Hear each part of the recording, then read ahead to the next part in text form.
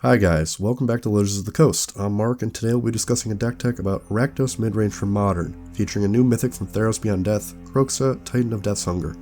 Before we discuss the deck itself, let's discuss a brief overview of the playstyle and history of Rakdos Midrange itself. Rakdos Midrange has always had a somewhat successful archetype in Modern, usually somewhat reliant on the graveyard and disruption though. It is a deck that has always had good removal, but also has the ability to cheese the opponent out of the game with cards like Blood Moon. So let's take a look at a new possible iteration of what Rakdos Midrange could look like with Kroxa on the main board. So let's begin with the creatures. The three creatures you're going to want to play in this deck are 4 Stitcher Supplier, 3 Kroxa, and 4 Seasoned Pyromancer. Stitcher Supplier is more of an enabler of the deck, milling multiple cards in order to make Kroxa's escape cost easier while possibly giving you an unearthed target like Seasoned Pyromancer.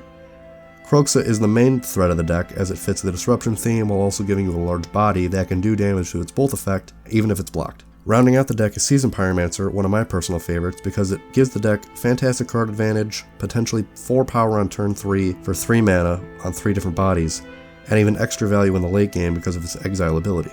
Besides our creatures, the deck plays 2 copies of Liliana the Last Hope, a fantastic planeswalker for 3 mana that can shrink creatures or possibly even kill creatures like Birds of Paradise, bring back threats to your hand from the graveyard, which is its most important ability in the deck, and possesses a game-winning ultimate. Now let's move into the instants, sorceries, and enchantments. To start our spell base, let's talk about our disruption spells. The 3 disruption spells we'll be playing in the deck are 4 Inquisition of Kozilek, 2 Thoughtseize, and 2 Collective Brutality. Inquisition of Kozilek is a really good card because it can rip away small threats that are under 3 mana. Thoughtseize is a great inclusion because it can take any sort of threat from their hand, like Primeval Titan or any other big planeswalker, and Collective Brutality is more narrow on its duress mode. However, it can also be more utility because it can shrink creatures that are 2 power or less, or 2 toughness rather, and can also gain you life back, which in Rakdos is a very decent ability since we don't have much access to life gain. Then let's move on to the removal spells. Since we're in Rakdos, we have large access to removal. There's a bunch of different cards in red and black that are good for removal, but in this deck we'll be playing 3 Fatal Push, 1 Bedevil, 1 Terminate, and 2 Dreadbore. Fatal Push and Terminate will deal with most of the dangerous threats in the modern format, be it Tarmogoyf or Death Shadow or Goblin Guide, while Terminate can hit larger CMC threats that Fatal Push can't, such as Primeval Titan. Bedevil and Dreadbore are included in the deck to deal with other planeswalkers, however, just like Terminate, they can deal with larger threats. Dreadbore is obviously a Rakdos staple for 2 mana, can hit planeswalkers.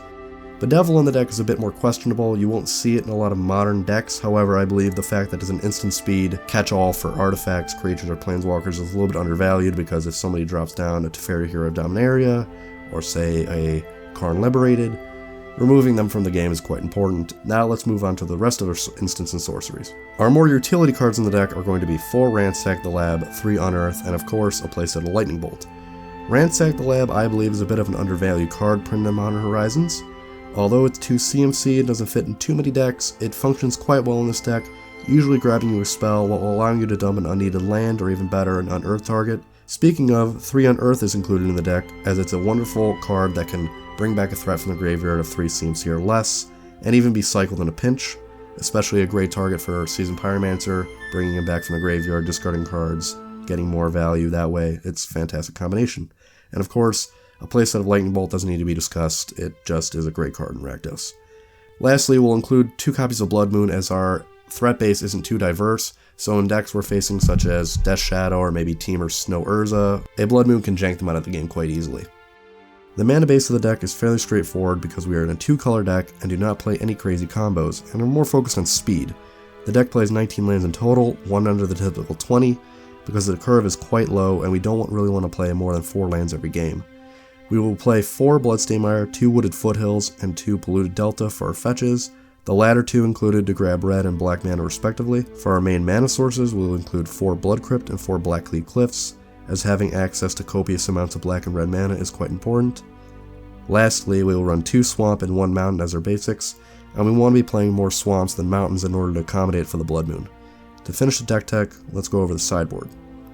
In the sideboard, we have 2 Kalitas and 1 Dragon's Claw for life gain. Dragon's Claw included specifically for burn, and Kalitas can also function as graveyard hate in a pinch against decks like Dredge. 1 Rakdos Charm, 2 Nihal Spellbomb, and 2 Anger of the Gods are also useful against graveyard decks. Anger of the Gods mainly included for board wipes to decks like Dredge for prized amalgams, while Rakdos Charm can hit artifacts and is especially good against go-wide strategies. 2 Culligan's Command and 1 Shenanigans are also included for artifact decks. Shenanigans brilliant for multiple artifacts while also filling our own graveyard, while Culligan's command has much more utility, such as recouping threats against Jund and further discard against control. 1 Plague Engineer is included to combat tribal strategies like humans, while 2 Alpine Moon and 1 Fulminator Mage are included for Tron. Alpine Moon also being effective against Titan decks, and Fulminator Mage included as extra control hate. That brings us to the end of the deck tech. Thank you for watching, guys. If you liked the video, please hit the like and subscribe buttons, as we'll continue to post more deck techs and other videos in the future. That's it, and I hope you have a nice day.